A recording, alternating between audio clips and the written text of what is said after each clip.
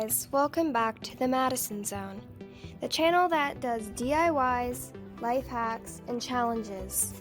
And today, we're going to be reviewing Hover 1X Hoverboard. It comes in many different colors and has its own app that you can download on Android and iOS. It's up to 260 pounds, takes 2 hours to charge.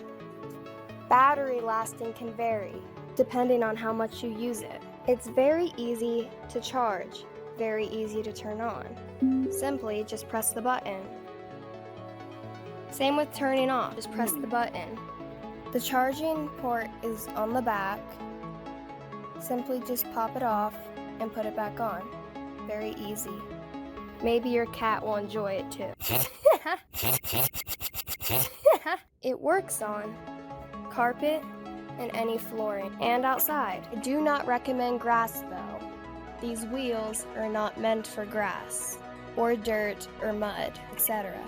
This is what solid color looks like. This is what strobe light looks like. You just pick a color and it will flash on and off slowly.